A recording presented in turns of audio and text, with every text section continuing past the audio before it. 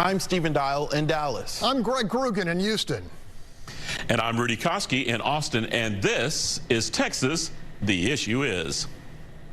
This week, U.S. Democrats in the House made history by electing new party leadership, a changing of the guard. Nancy Pelosi no longer at the helm when it comes to the face of the Democratic Party. I spoke with Congresswoman-elect Jasmine Crockett from Dallas moments after that vote. One of the big differences about being up here is that we definitely don't have a Greg Abbott. Instead, we have a Joe Biden, and we absolutely also have the U.S. Senate, thanks to the amazing Americans that came out and stood up for what was right. You went from the minority party in Austin to the minority party in the nation's capital. What are you expecting? What will be different for you as, I mean, you're used to being in the minority, but now this is on a bigger scale. We are in the minority, but not by much. And as I'm sure you and your colleagues have seen, right now the Republicans still can't coalesce around a speaker, which that only inures to our benefit. We are stronger than ever. You asked me about whether or not the vote was something that freshmen could actually participate in, and I told you we did it by acclamation. We are united as Democrats, but the Republicans, they are falling apart. And so I think that that presents an opportunity not just for us, but for all Americans. Nancy Pelosi and Steny Hoyer and Jim Clyburn, I used to interview him in my first market in Columbia, South Carolina a lot. It's a generational shift. I mean, these people have been the face of the Democratic Party in the House and in Congress, I mean, since I was like in high school. What will this mean? Is this more just ceremonial, Hakeem Jeffries and others coming into a leadership role, or will there actually be a shift in change and in culture in the Democratic Party, in your opinion? There absolutely will be a shift. Number one, representation matters. And so right now we have the first African American ever who has been sworn in to the highest post for the Democrats in the United States House. That by itself represents a shift. But you know, coming in and being the successor to Eddie Bernice Johnson, who has been in the House for 30 years, it's just amazing to see that not only has there been a shift specifically in Dallas, but there's a shift in the entire House.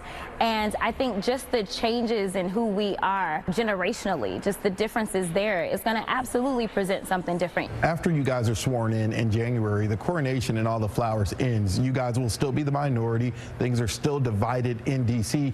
How do you guys work together to get anything done in the next 2 years when both sides are so polar opposites? I think that we will be able to do some things as it relates to the economy, for sure. That's one thing that the Republicans continuously say that they are strong on. Well, let's see how strong you're going to be, because we definitely still have some hurdles that we need to get over for all of the American people. We're still hurting. And so we'll see if they really want to work or if they're just lip service. But at the end of the day, they recognize that they don't have the White House and they don't have the Senate. So if they want to get something done, then they're going to be required to come to the table. Some may describe your time in Austin. You were kind of a thorn in the side of some Republicans there at the state legislature in Austin with the walkout over voting rights and other things. One of your former colleagues from North Texas tweeted, I think, thank God, or something to that notion when you were elected. How will you work with, still the state to try to also push things here on a local level? I've got great relationships on the city level as well as the county level, as well as on the state level locally.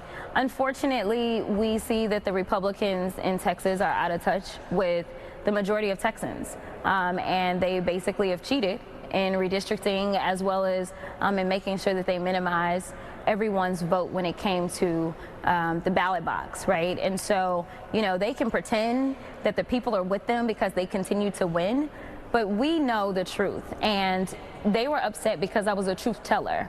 And I won't stop telling the truth, that is for sure, because that's exactly how I ended up in D.C. Let me push back a little. You said Republicans are out of touch in Texas, but they continue to win. So what is the Democrat Party in Texas doing wrong? Number one, we are completely underwater when it comes to funding. Most people think, you can just kind of get out and knock doors, and you can. I don't want anybody to misrepresent anything that I'm about to say, but in a state that's 30 million people, you can't just knock doors. You need money. Until we start to find some parity, until we get to the point that we can convince others to invest in Texas, it is just too many people to get to. A lot there from the Congresswoman-elect from Dallas. Greg, what's your one word? I'll be kind. My word is ambitious. I'm sure we'll talk about that after the break. Rudy, what's your one word? I won't be kind. Bravado. Okay, the Fox Texas Trio will be back right after this break.